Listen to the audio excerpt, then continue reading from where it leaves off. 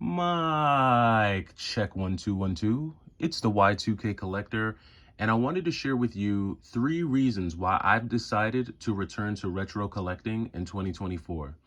Now, as many of you know, coming out of 2023, I just had a lot of major life events occur, which put me in a position where I wanted to sell almost everything, and I almost did. And thankfully, I started with my Switch collection, and I want to say I sold off roughly between 70 and 75% of my Switch collection, gone straight out the window. And it was a choice that I decided to make, and I was continuing with selling. I also sold off a huge chunk of my PS2 collection. I didn't touch any of my really retro stuff, like my Nintendo or Genesis stuff, but I really took a big chunk out of my Switch collection and my PS2 collection.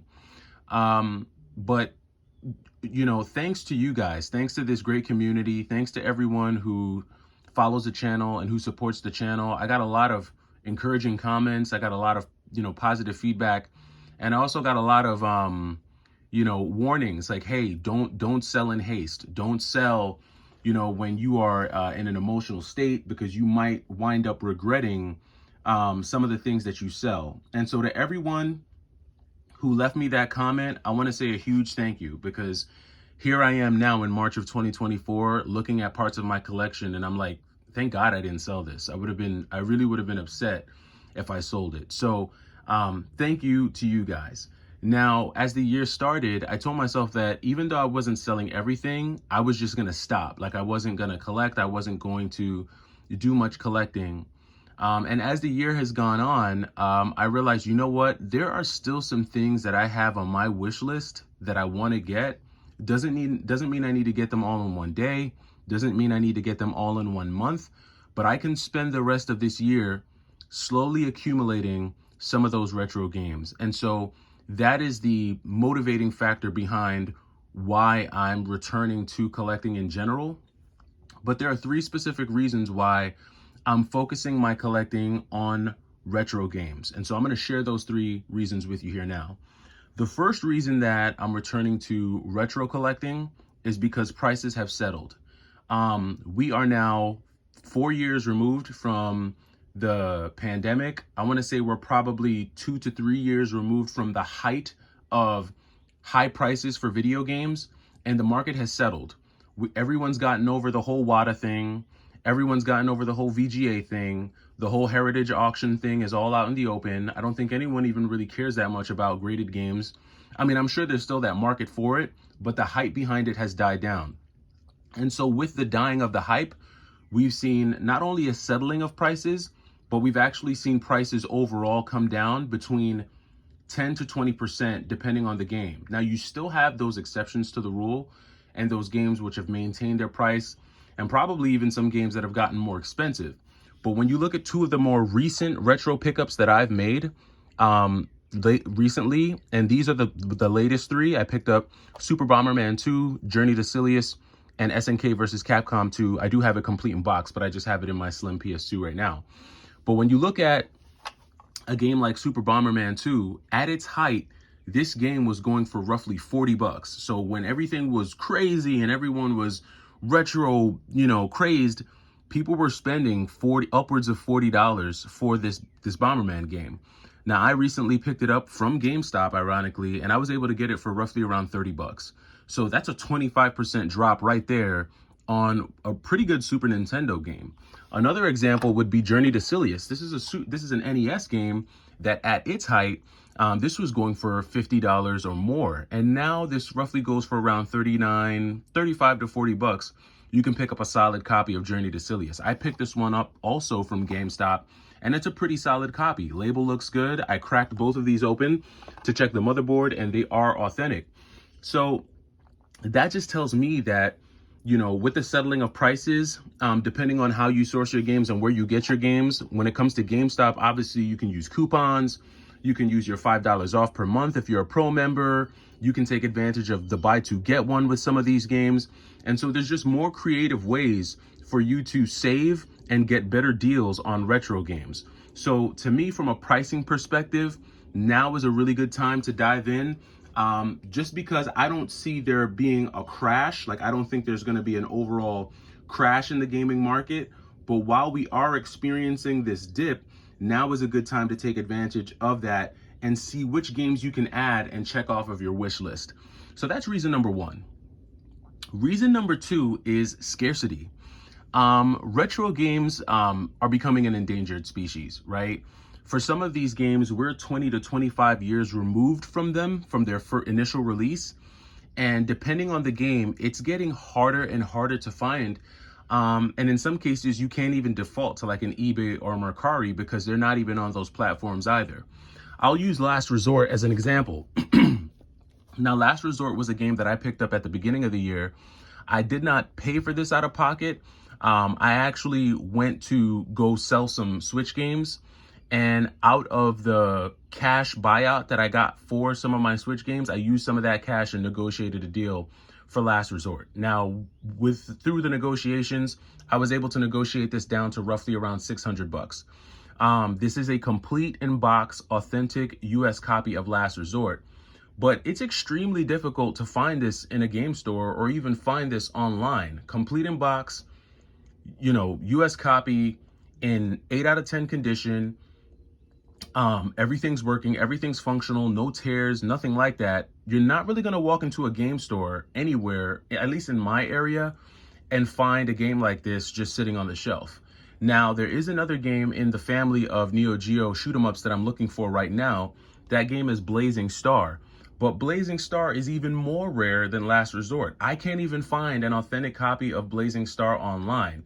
Now, there may be one or two postings for it, but the price is astronomical. I mean, $1,000 and up.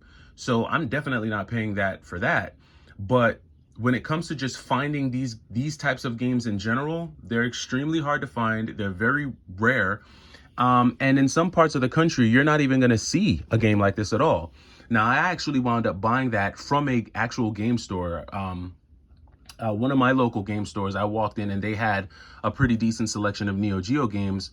But I happen to live in a city where you have folks that buy and sell those types of games. So there's a higher probability of you walking into a local game store and seeing a rare Neo Geo game or TurboGrafx game or Sega Saturn game. But there are parts of the country where those options just don't exist because that market just isn't there. There really isn't a market of game players or even retro game collectors buying and selling those types of games. You have some areas where people just stick to the bread and butter, right? Like Super Nintendo, Sega Genesis, NES. That's usually what you see. You don't often see those types of games. And so depending on what you collect for, it is becoming a very much an endangered species. And then, you know what happens when things become more rare. Scarcity increases demand, and usually demand increases price. So in certain cases, I want to collect some of the games and check certain games off my wish list while they're just generally still available, because I do believe in some cases that there won't be any options to purchase certain games in probably the next 3 to 5 years.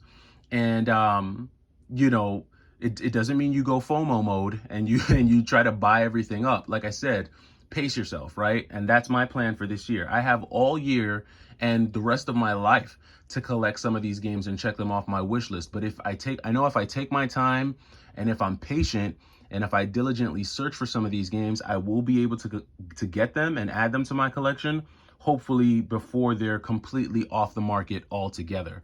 And so I have more time. And just as a little side note, I'm kind of foregoing the Switch collecting and the PS4 collecting and really just modern console collecting because we have more time with those systems, right? The copies of those games are much more in abundance. And I don't think the demand for physical Switch games is as great as it was or is for some of these retro games, because these games don't have a digital option. Like, yes, some of them do. You can probably go on, you can emulate them, of course. In Nintendo's online shop, you can download some of their games. PlayStation's online shop, you can download some of the more retro games. But in most cases, if the game is really obscure, like I don't know if you can go to any licensed Nintendo website or eShop and purchase Journey to Silius. I don't know if that game is available. If it is, let me know down in the comments.